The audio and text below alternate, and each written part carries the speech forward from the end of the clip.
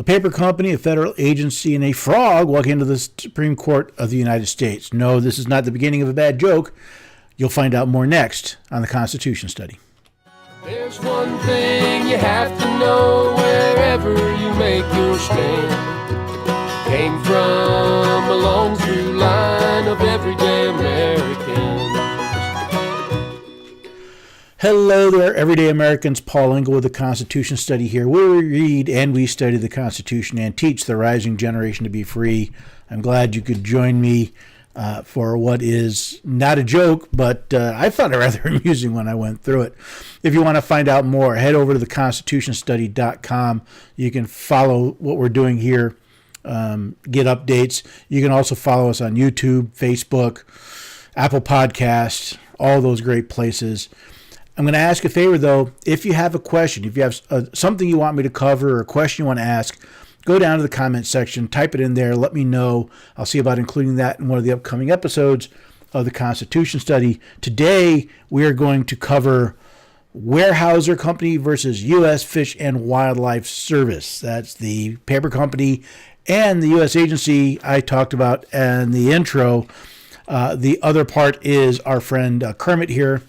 That's right, the dusky gopher frog. We talk a lot about the Constitution, about Congress, unconstitutionally giving power to the executive. And we talk a lot about the Supreme Court. I actually have a case here that got my attention because it's a good ruling with a lot of good material to it. I was kind of surprised. It really is nice to not be calling out the Supreme Court, but actually say, hey, this is good. This is something we should use as an example of a good opinion. So what do we have here?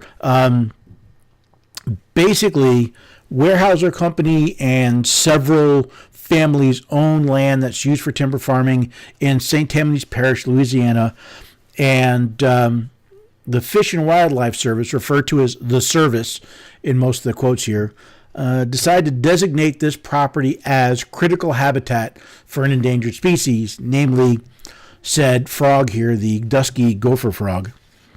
And Weyerhaeuser and the family sued, saying this is really a bad a decision by the service because, well, the frog can't live here. It was really the basis, is you called it critical habitat to an invasive species, but it's not habitat because the frog can't live here. And I listened to some of the oral arguments. I read through the opinion, and well, there were some things that were cool. I found it interesting. It was an 8-0 opinion by the Supreme Court. Justice Kavanaugh did not take part. And the court held that, according to the law, critical habitat must be habitat. It's almost that, those of you old enough to remember, what does is mean? Well, habitat means habitat. Like I said, it's just one of those things. I just found it interesting. So let's take a look at some of this here. From the opinion given by Chief Justice Roberts, our analysis starts with the phrase critical habitat. According to the ordinary understanding of how adjectives work, critical habitat must also be habitat. Adjectives modify nouns. They pick out a subset of a category that possesses a certain quality. It follows that critical habitat is a subset of habitat that is critical to the conservation of an endangered species. Now, this gets me for a couple of reasons. One is, I grew up in a family of editors. I think my grammar was corrected while I was still in the womb. I can always remember my father correcting my grammar. I do thank him for it later. But this is just one of those things going, do you not understand the basic structure of English? Apparently not. And apparently several levels of federal courts needed a basic remedial English class. Yes, for a habitat to be critical habitat, it must first, for something to be critical habitat, it must first be habitat. I just found it tickled my fancy. Here's the idea of the Chief Justice of the Supreme Court having to give the rest of the court, both lawyers and the lower courts, a basic English lesson to deal with this particular case. Was it Section 4A3A1, which the lower courts did not analyze as the sole source of authority for critical habitat designations. That provision states that when a secretary lists a species as endangered, he must also designate any habitat of such species which is then considered to be critical habitat. This is from 16 U.S.C. 1533 A3 A1. Sorry, I'm starting to sound like a lawyer, but that's the way this is done. Continuing, only the habitat of the endangered species is eligible for designation as critical habitat. Even if an area otherwise meets the statutory definition of unoccupied critical habitat because the Secretary finds the area essential for the conservation of the species, Section 4A3A1 does not authorize the Secretary to designate the area as critical habitat unless it is also a habitat for the species. That is lawyer speak for saying, in order for something to be critical habitat, it must first be habitat. Now, you have to understand a little bit of what's going on here. As I said, this land in St. Tammany Parish is used for tree farming. Now, apparently 70 years ago, this frog did live in the area for some period of time. But since then, it's been turned into a tree farm, which means they use a densely packed pine. It has no undergrowth. In fact, the only thing of the list of things this frog needs to survive, the only thing that this particular chunk of land has is what are called ephemeral ponds, or ponds that are around long enough for the larval to mature to tadpoles, and tadpoles become frogs, but not long enough for fish to breed in it to eat the tadpoles. So they have these ephemeral ponds. However, they require light undergrowth, which doesn't exist in this land. Where they live is a sparsely planted longleaf pine, which is not there. In other words, if you were to take these frogs and drop them off in this area, well, they live for a little while, but how long is long enough? So the Weyerhaeuser, which is like 1,500 acres, and Weyerhaeuser owns 150, and these families own the rest of it, and they have plans. They've invested money in development plans and permitting, and this particular designation would basically make a mess of all of that. So they sued. It went through district courts, circuit courts, and eventually ended up at the Supreme Court, which I find it interesting. The opinion noted that the lower court simply ignored a part of this decision, and it has to do with what's called agency discretion. Let's take a look here. The provision requires the Secretary to take into consideration the economic impact of specifying any particular area as critical habitat, and authorizes him to exclude any area from critical habitat that he determines that the benefit of such exclusion outweigh the benefits of specifying such area as part of the critical habitat. Again, lawyer speak says, okay, if you're going to designate an area critical habitat, you have to look at the impact. And if the impact is greater than the benefit, you can exclude part of the designation. Notice it's under the discretion of the Secretary. Now, lower court said it's under their discretion. We have no impact on this. That's what Roberts was talking about. Could the courts even look at this?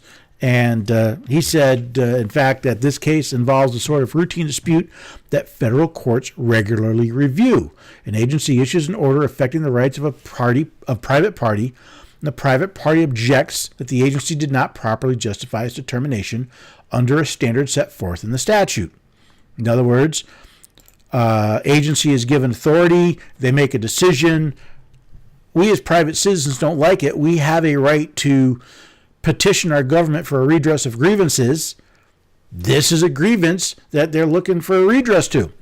So the court said, yes, it is something we review. It's right for us to review it. I'm glad they did. I'm glad they used some basic English. I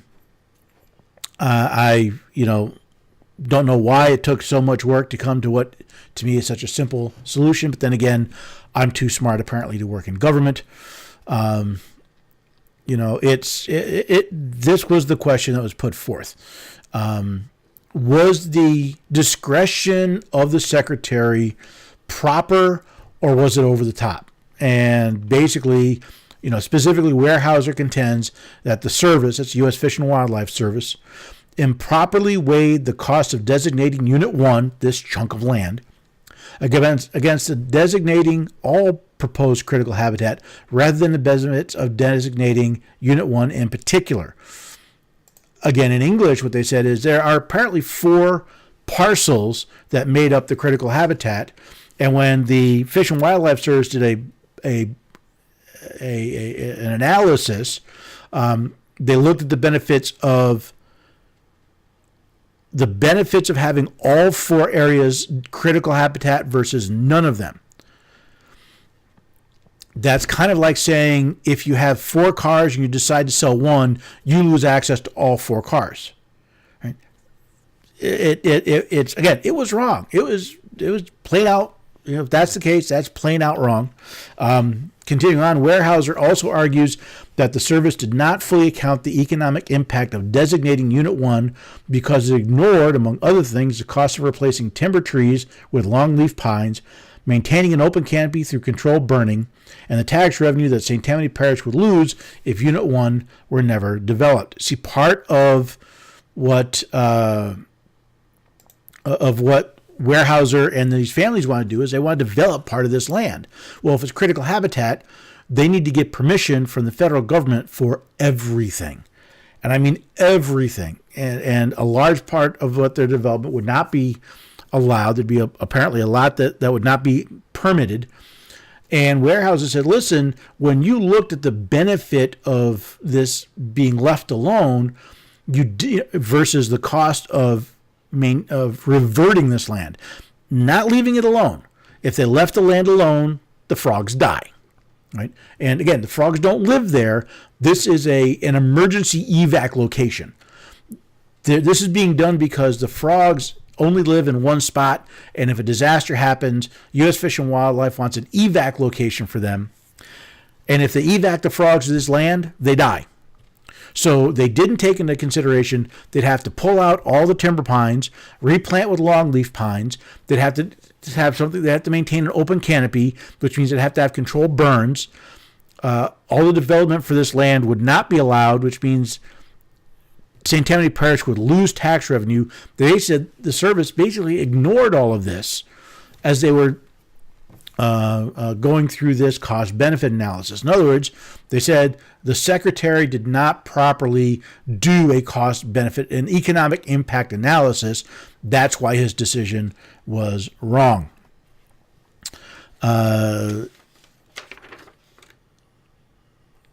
Basically, it was flawed. We talked about that. So of the 4 habitats, could this one area be excluded from the critical habitat? The Supreme Court found that lower court's decisions not to review this part of the case was flawed, so they sent it back to consider the question. This is basically strike 2 for the appeals court. Strike 1, they don't understand English. Strike 2, they don't understand their job. So, all right, it's kind of a silly little case. And it's one time I'm not busting on our friends at the Supreme Court. But I found this interesting not because it's about a frog. It's a question of government overreach, of giving power to a federal agency and then having to go and check it. Interesting, it's not simply that, yes, there was an opportunity to check this power, but think of how much time and money has been spent to check a power given to the federal government. Where's the cost, not only in time, and dollars, but liberty when the Congress gave the executive branch this massive power and then said, go ahead and we'll let the courts decide later if you've gone too far. It's a dangerous situation. Yes, this particular time we ended up at what I think is a good decision, or at least partially a good decision. We'll see how the lower courts come back with this. But how much of this time and money could have been saved? How much time was spent, not just by the families and Weyerhaeuser and U.S. Fish and Wildlife and the courts, how much time and money was spent answering a simple question: does critical habitat have to first be habitat? These are these unintended consequences. These are the second and third order consequences of taking a power designated to Congress, that of lawmaking, legislating, and giving a lot of that power to the executive branch with minimal oversight, minimal control. So, I'm glad for the ruling, or for the opinion. I'm curious to see what the lower courts do now that it's back in their lap.